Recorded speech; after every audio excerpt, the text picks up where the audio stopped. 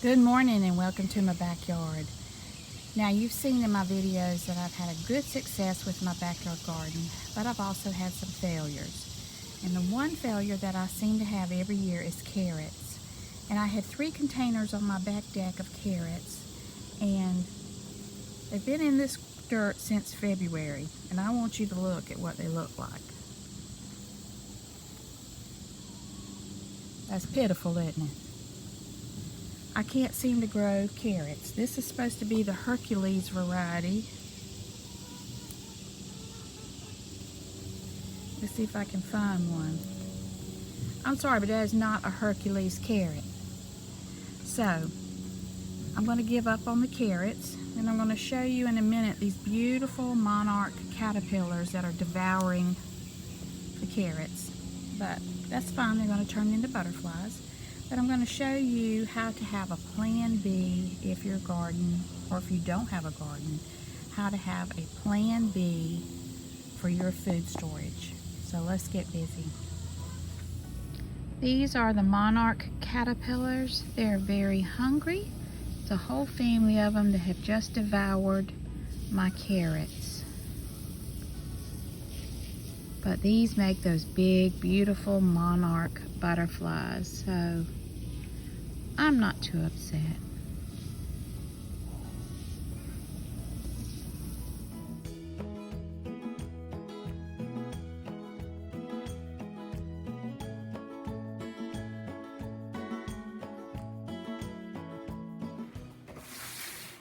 Okay, if you cannot grow food in your backyard, or if you don't have a garden, the easiest thing to do is to go to your grocery store, Aldi's, Walmart, Costco, wherever, and go ahead and buy in bulk canned vegetables. So I have 10 cans of sliced carrots, and I need ingredients to make soup and stews with. So I can use these in chicken noodle soup, vegetable beef soup, and I'll have that all winter.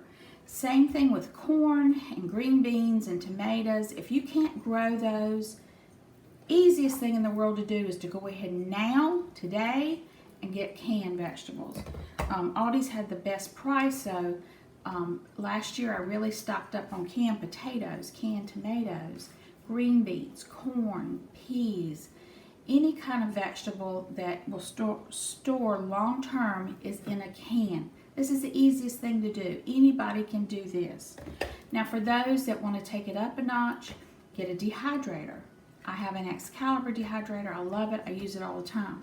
So I went to Food Line and bought bags of frozen vegetables, and I'll show you how to do that. And I take those freezer vegetables, pour them out on my dehydrator tray, dehydrate them for 12 hours, stick them in a jar, and then whenever I want to have soups or stews, I just pour some in a crock pot or a pot, and I'm good to go.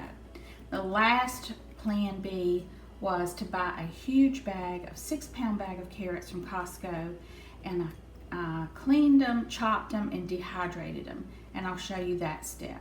So you go from the very easiest to the very most labor intense at the end of how to store up carrots for the winter. And carrots are very important. They're a good healthy meal, and you really need to work on your children, getting them to eat their vegetables and the good food, because you may not be able to get chicken tenders and french fries, over the next few months. So you've got to start now getting those kids' diets adjusted to where they can eat the food that you have in your pantry. So let's get started learning how to dehydrate carrots. I picked up some frozen carrots from Food Line. They were $1.50 a bag, and I like the Pick Sweet brand, but they didn't have any carrots. And I also picked up some peas and carrots. That is perfect for my chicken pot pie or my shepherd's pie. So you just dump the carrots onto the dehydrator tray and then just spread them out, breaking up any frozen clumps. And if you have an issue with a big clump that won't break apart, you just run it under your sink and the water runs right through the tray. Then you can break it up and spread it out. It's that easy. Frozen vegetables are my favorite to dehydrate. It's quick, it's easy, And you can still pick them up on sale or at a good price. Now here are the peas and carrots, same thing. I just dump them on a tray.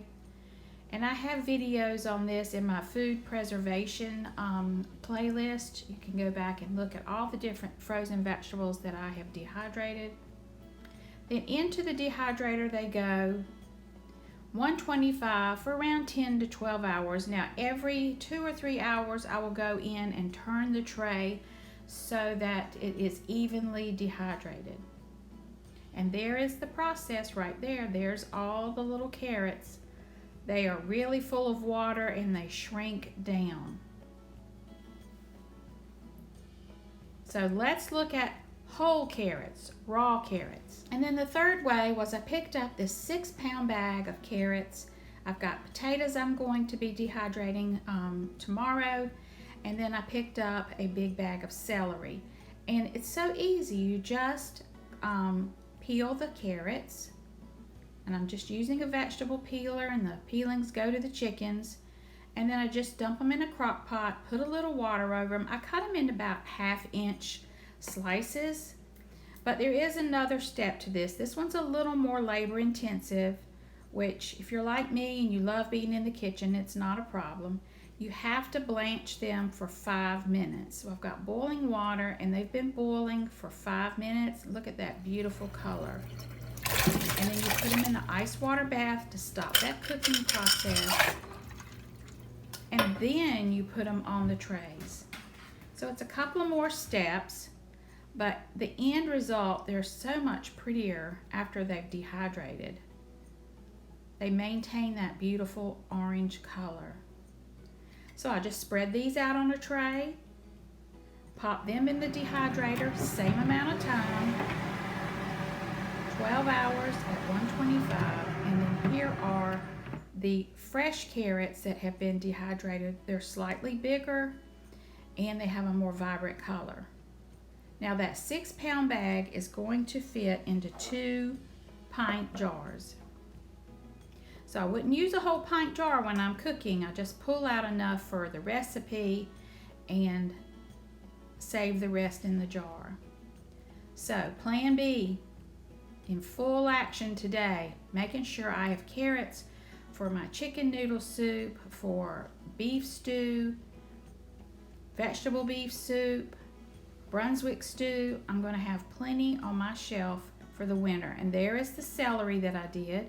That will fit in a little 1/2 pint jar. That big bag of celery dehydrated down to a very small amount, so I'll only use a small amount in my recipes. And this is great for chicken noodle soup or anything that I want to use celery in.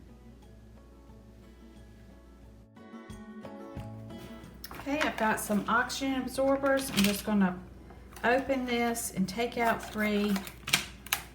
That takes out all the oxygen in the jar and helps keep it to stay fresh longer. Seal it, seal it, and one more. So I hope this has helped give you some ideas to always have a plan B. No matter if it's food storage or medical, water storage, whatever, always think outside the box and think of a plan B. And so for me, I know I can't grow carrots. I'm not even going to try anymore. But I know I can grow tomatoes and green beans and peas and potatoes.